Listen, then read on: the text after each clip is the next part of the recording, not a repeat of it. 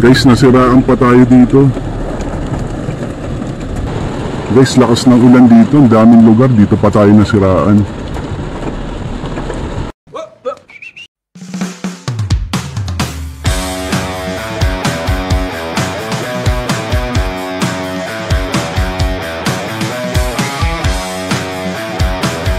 Morning guys, first booking. Transportify, Binondo to Canyogan, Pasig. Ang rate nito is 450 pesos. Correction, 470 pesos. Papunta dun sa drop-off location, meron tayong 10 kilometers. So guys, nandito na tayo sa pick-up location. So, business program to guys. Meron siyang buhat service, waiting time. Ang sabi, 100 kilos na peanuts. Okay guys, na-pick up na natin. Yan, 4. So yan. 16 kilometers ang biyahe, 1 hour 11 minutes ang dating. So expected doon mga around 12 nandun na tayo. Oh ma'am, nakita na po.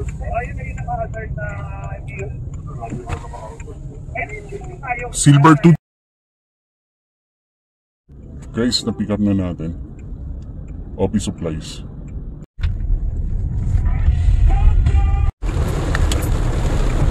Guys, time check 11:40. Nandito tayo sa Quezon Boulevard. Nababa na natin yung ano dito sa Lalamove booking natin. Guys, kung bibili kayo ng murang gulong, no, dito sa D. Tuason, D. Tire Queen Trading. So 438 yung bill ni ma'am. Binigyan tayo ng 500 pesos. So may tip tayong 62 pesos. So thank you kay ma'am. So lakas ng ulan dito sa Dituaso na yun. Lakas na ng agos sa daan. So proceed tayo sa Pasig. Time check 12:25 PM. Nandito na tayo sa ano, E. Rodriguez Jr. Avenue. Zero visibility pa rin dito. Ang lakas ng ulan. So, meron pa tayong 6.7 kilometer papunta sa drop-off location. 34 minutes. 12:40 PM, nandito tayo sa Ortigas Flyover. Malakas pa rin ang ulan. Flooded daw yung mga dadaan ng lugar. Guys, ayun yung mga notice. Oh, flooded daw yung mga lugar. Yung mga dadaanan.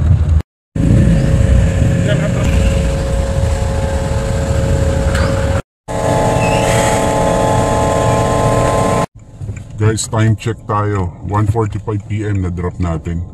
So sobrang traffic kanina. Medyo natagalan tayo sa biyahe dahil ang lakas ng ulan. Flooded yung mga nadaanan natin.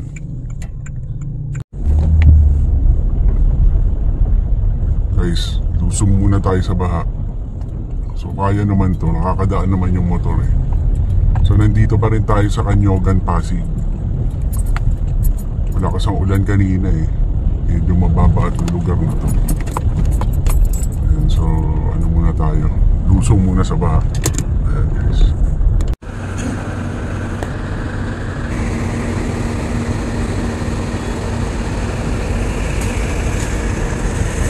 Ako.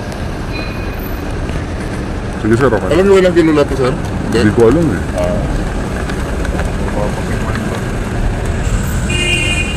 Alright guys, may na-swipe tayong booking sa Makati going to Bahay Toro. Ang amount nito is 426 pesos. So yan lang, parang office supplies lang yung kinarga natin. May na-swipe tayong pick up, no? Manila to Laloma, ang price niya is 207.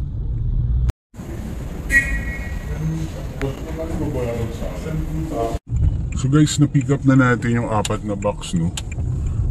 So yun, ano, walang loading services. Walang magbubuhat pa na papuntang kotse. So 15 kilos each box. Binuhat natin from store papuntang kotse. So walang loading services. So dapat pagka ganyan, may bubuhatin yung driver. Dapat i-click yung ano eh, yung loading services. So anyway, hatid na natin, sa Laloma lang naman to. So yung buhat okay lang naman yun eh. Kung halimbawa magaang lang, halimbawa abot mo lang sa gate, ganyan. Pero kung ilo-load mo aabot na ng mga 30 kilos, yung mabibigat talaga, may charge talaga yan. So yun ang tamang pagbubook. Main Street, corner Aurora Avenue. Mukhang maling lane yata ako Ginawang terminal tong kantong to. Busy street pa naman to. Mukhang iiwas tayo guys. Okay na po. So guys, na-drop na natin yung sa Laloma 4. So binuhat natin dun sa bahay niya. Nagbigay ng 250 si ma'am. So may 43 pesos na sobra. So thank you kay ma'am. Kahit walang buhat service, may dagdag. Ayos na yan. Thank you. Now proceed tayo dun sa Seminary Street, dun sa na-pick up natin sa Makati. So time check 6:43. Meron tayong 39 minutes papunta rin sa Seminary Road. Guys, nandito tayo, tawagan natin sa drop-off sa Seminary Road.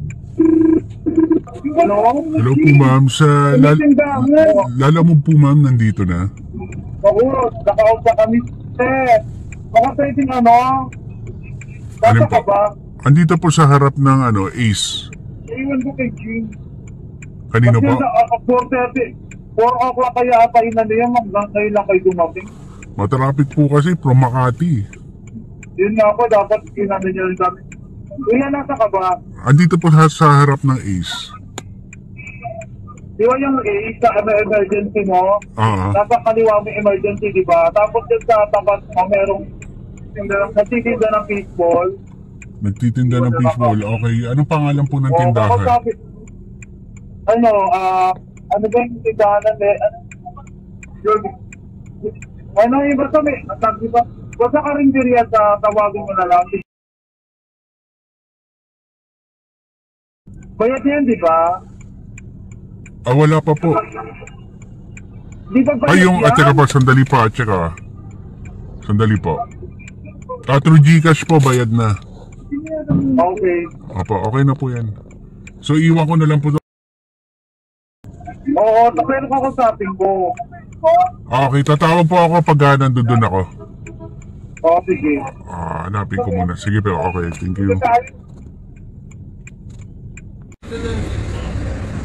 Dalawang to. So guys, na-drop na natin yung last drop dito sa Seminary Road. So si ma'am nag-message si ma'am late ka. Tinawagan ko yung receiver, sabi ay nakaalis na po kami. So pinaiwan nila dun sa tapat ng tindahan. So yun, na-receive na ron. Sabi ni ma'am late daw ako. So chinek ko naman yung booking niya is regular booking from Makati hanggang dyan. So syempre medyo matraffic. So kulang-kulang 3 hours bago ako nakarating dyan So yun nga, kasi naka-regular booking siya. Nasabayan ko siya from Manila to Laloma. So nasa gitna lang man yung dadropan nun. Pero hindi naman nagtagal Tapos dumiretso na ako dyan. Pero anyway, yun na siguro yung natin, huling booking ngayong araw na to. So update ko na lang kayo mamaya. Full tank method tayo ngayon. So ang tinakbo natin as of now is 110 kilometers. So medyo tataas pa yan pag pumunta ako sa Sea Oil. So yan yung since last na nagpa-full tank ako. So ngayong araw na to, kanina 2 hours tayong na standstill traffic dyan sa may E. Rodriguez sa Pasig. Kasi nga may baha, hindi kaya ng mga sasakyan. Tapos purely city driving tayo ngayon, puro traffic talaga. Lahat na nadaanan natin traffic. So malalaman natin fuel consumption mamaya.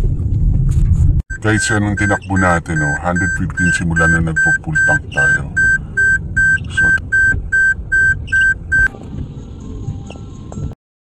guys, 616 pesos yung binayaran natin.